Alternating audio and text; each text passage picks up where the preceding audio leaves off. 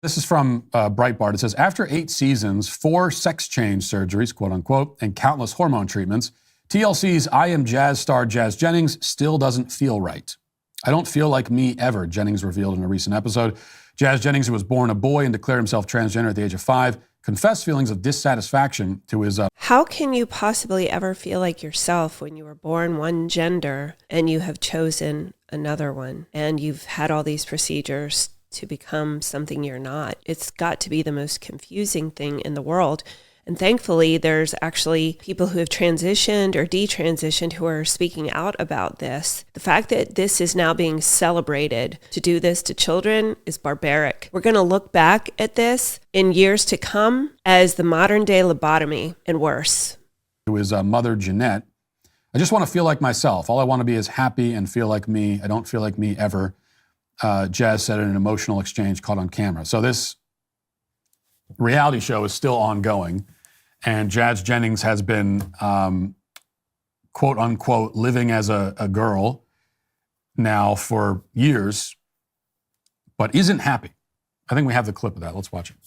So, are you feeling like you wanted to start talking about? Are you okay? I'm okay. I'm like going to cry. But You know I can't get out of my head. I know. Listen.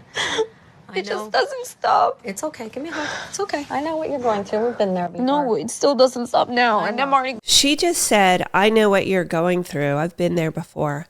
This woman who has had the ability to have children, unfortunately for her child, but she has been able to live a life and have children and continue to function and not be completely wrapped up in all of this confusion. She says she knows what her son is going through and what he's feeling. There's no way she understands what he is going through. And she's the monster who did this to him. And I'm already going back to negative. But the more you're talking about yourself, it gets harder. You're digging in and it's making you put a magnifying glass on what's already difficult as it is. So this is hard for you, I know, and we don't want to push you I anymore. know I'm the one doing it. Like, I know, you're your own worst enemy. I feel kind of all over the place and like my mind is very cluttered and not clear. And I really want to have that clarity. I really want to understand myself and be able to read my own soul and what I want. And it's just very challenging. And I think I'm kind of breaking down a little bit and spiraling into negativity. I just want to feel like myself. Like, that's it. I don't Like care. the old Jazz? All I want is to be happy and feel like me, and I don't feel like What me is me? ever. I don't feel like me ever. I think, of course, she doesn't feel like her ever or him ever. How could this person feel like themselves ever?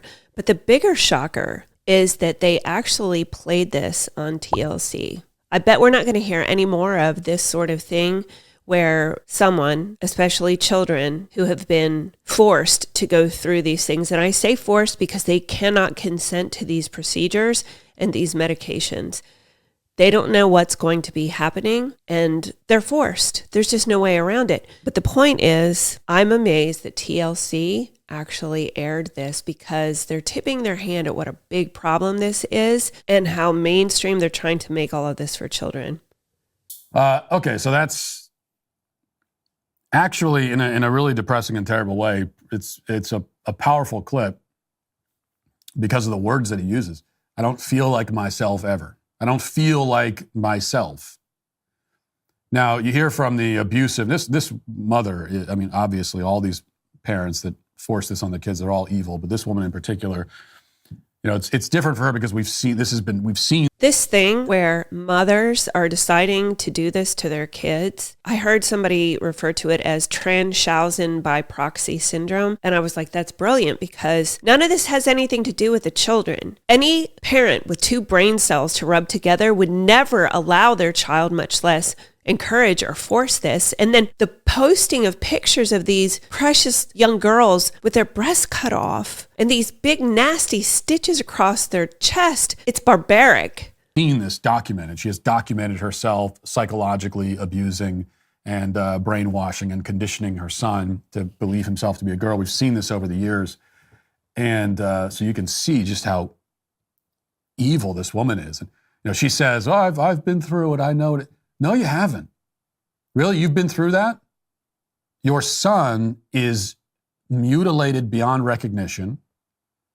And he's gone through with the whole quote unquote sex change, quote unquote gender affirmation, medical, the whole catalog he's gotten.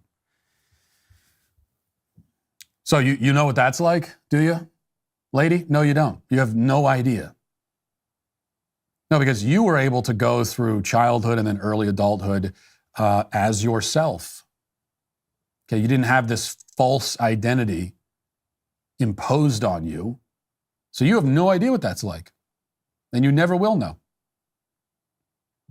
I don't feel like myself. That is as direct as we're going to hear. Certainly as direct as a TLC reality show will allow us to hear. Of a trans-identified person saying, this is a mistake. I mean, all of this was about, all this identifying as a girl, getting the surgeries and drugs, it was all about supposedly him living as his quote-unquote true self. And even after all of that, he says, I don't feel like myself. Because your self has been has been taken from you. And also keep in mind, when you look at that clip, we hear this discussion about regret after surgery, regret after transition. We hear stories of the detransitioners. And we know that this is much more common than what the powers that be will tell us. But also remember that the trans-identified people who are not in who do not officially count in the regret category or the detransitioner category, many of them, and I would say a vast majority of them, are in this kind of category.